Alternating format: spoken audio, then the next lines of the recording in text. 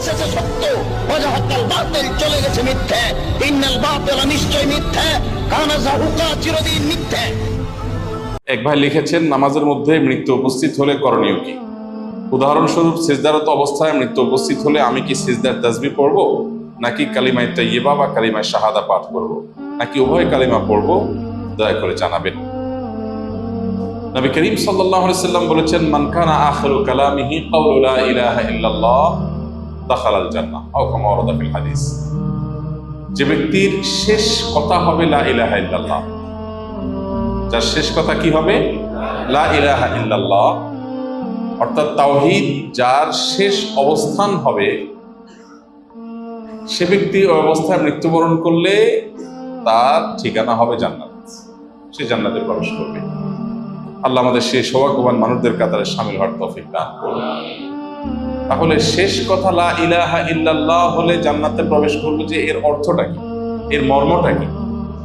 অনেক মুহাদ্দিসিনে কেরামের ব্যাখ্যা হলো যে এর মর্ম হলো,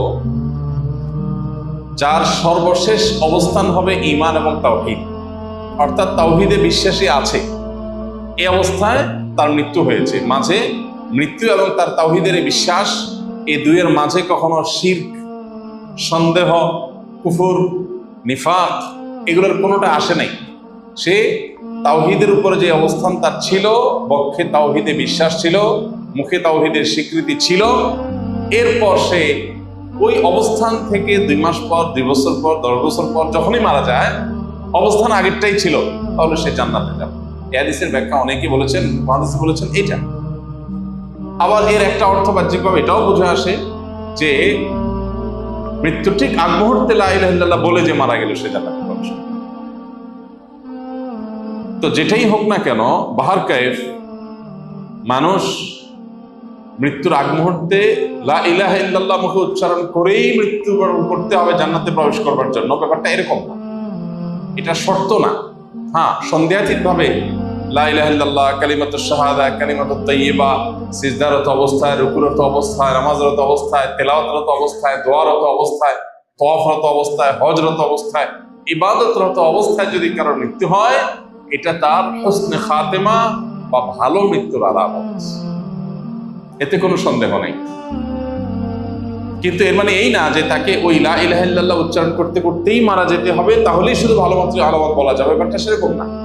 একজন সুবহানাল্লাহ এই কথা বলে মারা গেলেন, ভালো মৃত্যু না খারাপ মৃত্যু? ভালো মৃত্যু। আল্লাহর পবিত্রতা জ্ঞাপন করে মারা গেলেন, এটা নেককার মৃত্যু, এটাকে আমরা ঈমানের মৃত্যু বলতে পারি, আলহামদুলিল্লাহ। অতএব কেউ সিজদায় থাকা অবস্থায় সুবহান রাব্বিয়াল আ'লা, সুবহুন কুদ্দুস রব্বুল মালাইকাতি ওয়ার রূহ, সিজদার কোন তাসবিহ তিনি পাঠ করে 2 চোখ বন্ধ হয়ে গেল, তা আলহামদুলিল্লাহ, এটা নেককারের মৃত্যু বলা যেতে পারে। হুসনে জান বা তার প্রতি সুধারণা করা যেতে পারে, আল্লাহ তাআলা তাকে নেককারের মৃত্যু দান করেছেন সম্ভবত। বাহ্যিক দৃষ্টিকোণ থেকে তার এই মৃত্যুকে নেককারের মৃত্যু বলা যায়। অতএব সিজদায় গিয়ে যদি মৃত্যু মুখোমুখি মানুষ পতিত হয়, তাহলে তাকে লা ইলাহা ইল্লাল্লাহ বলতে হবে, এমন কোনো কথা নাই। আর যদি সিজদায় লা ইলাহা ইল্লাল্লাহ বলেও, তাতেও অসুবিধা নেই।